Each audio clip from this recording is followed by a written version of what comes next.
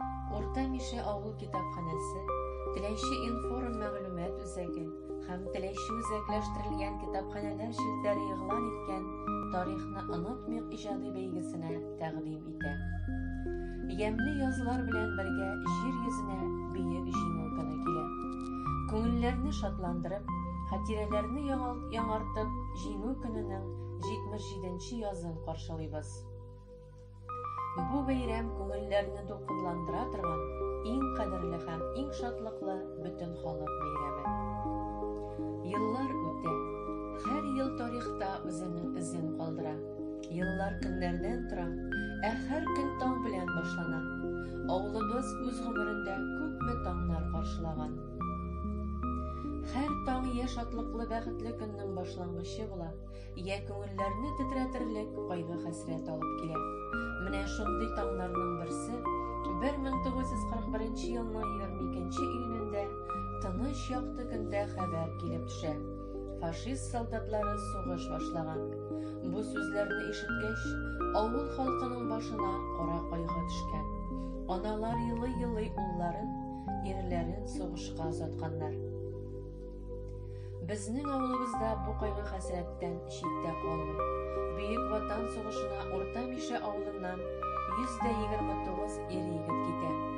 Бер кайтмасак, бер кайтырбыз дип китсәләр дә, 88 авылдашыбыз туган туфрагын күрү бәхетенә ирешә алмады. Алар еракта мәңгелек йокыга талдылар.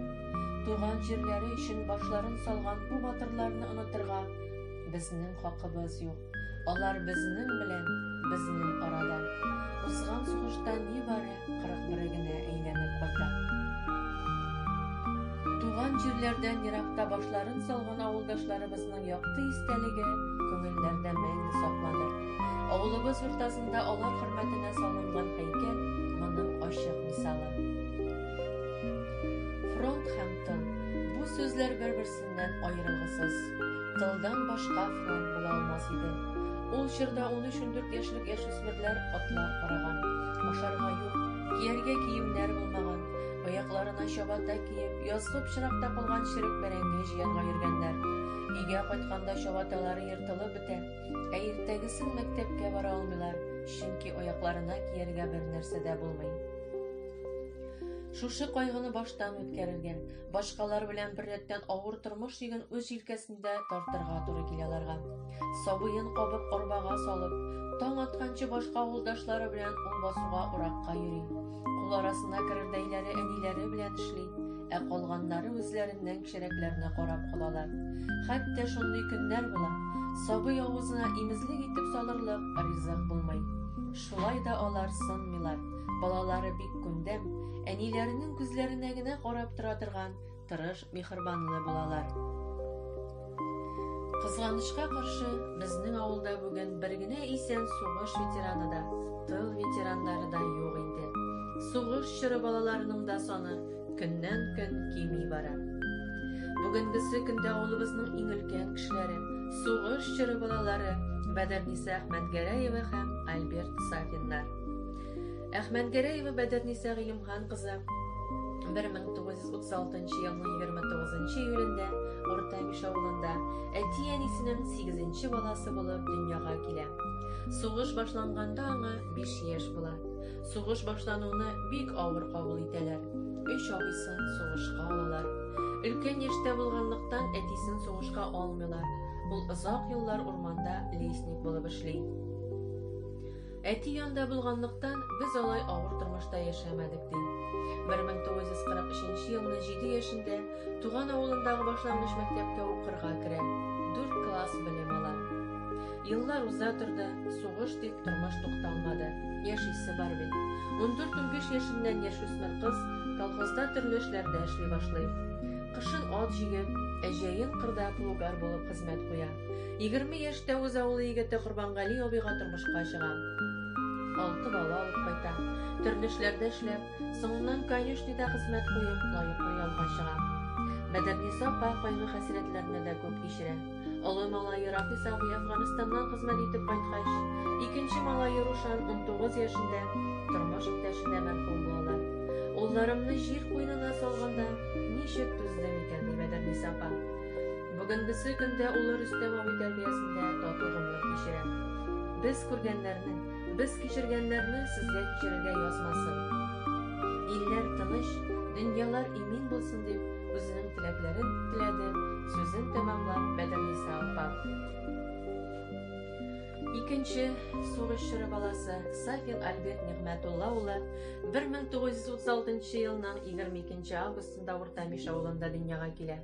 Сугыш турында хатирәләрен барлавын үтенгәч, сугыш башланганда мин әле кичкенә, нибары 5 яшьтә генә идем дип сөйләп китте Альберт абый. Әтисе сугышка 1942 елның 20 маенда китә. Әле дә хәтерлим, әтиемне сугышка озатырга дип Баландыш авылына чаклы барганымны ди. Хушлашыр минутлар җиткәч, әти кочагына алып сөйде. Кысып кочаклады. Әти киткәннән соң бөтен эш әнием, бабам һәм миңа калды. Миннән соң 2 энем бар. Әти киткәндә кичкенә энем әле 3 кенә ай иде. Әниләр көнне төнгә ялгап, барысы да җиңү өчен дип эшләделәр. Өйөк башлар бәйләделәр, иген үстерделәр. 1943 елның февралендә әти сугыштан яраланып кайта. Башта авыл советы председателе, аннан соң колхоз җитәкчесе булып, бик озак еллар эшли. Альберт абый 1943 елны туган авылындагы башлангыч мәктәпкә укырга керә. Һәм башлангыч белемне алганнан соң укуын Баландыш авылында дәвам итеп 7 класс белем ала. Укып бетергәч трактор колхозында төрле эштә эшли. Аннан соң Совет армиясендә 3 ел хезмәт итеп кайта. 1962 елдан ветхезмәткәр булып эшли. Алабуга ветеринар техникумын тәмамлый. Һәм 96 елның 1 сентябреннән лаеклы ялга чыга. Эшләү дәврендә бик күп грамоталар, социалистик ярышта күкрәк билгесенә, ветеран трудага лаек була. Тормыш иптәше Тәнзилә апа белән 3 бала тәрбияләп үстерәләр. Бүгенгесе көндә бәхетле картлыкта яшиләр. Без сугыш чоры балалары бик күп михнәтләр күрдек. Хәзерге тормышның кадерен белегез. Тырыш һәм әдәпле, сәламәт булыгыз дип безгә изге теләкләрен теләде Альберт абый. Сабый чакта ук ятим калган, әти сүзен әйтергә тилмереп яшәгән, бәхетле бала чакларын сугыш уртаган авылдашларыбыз. Без аларны сугыш чоры балалары дип йөртәбез. Бик яшь килеш котышкыч сугышның ачы хәсрәтен үз җилкәләрендә татыган сабыр йөрәкләр шулалар. Аларның кайберләре әтиләрен бер күргәндер, кайберләре кичкенә булу сәбәпле атасының йөзен дә хәтерләмидер. Кайберләре әтиләре һәлак булганда, хәтта тумаганда булгандыр. Алар ана назында бик аз татыган, чөнки бөтен тормыш йөргән тылдагы хатын-кызлар җилкәсендә булган бит. Әйе, сугыш сабыйларга да ир-егетләр җаваплыгы салган. Бераз ул арасына керә башлаган малайлар, кызлар өлкәннәр белән берлектән хезмәт иткән. Сугыш гарасаты тынганнан соң, байтак еллар үтсә дә, аларның югалту ачылары бик ачы, яралары һаман ачык, күз яшьләре бик кайнар әле. Еллар үтү белән күп вакыйгалар хәтердән җуела. Әмма без тарихтагы кайгылы көннәрне онытырга тиеш түгел.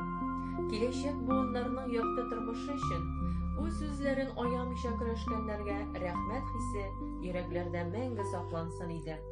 Тарихи хатирәләрне сакларга, мәңгеләштерергә һәм буыннан буынга күчерергә тырышыйк. Күпме тарих, күпме язмышлар. Сугыш михнәтен күргән буынның сафы сирәгәя барса да, әле исәннәре белән сөйләшеп калырга, хатирәләрен яздырып алырга ашыгыйк.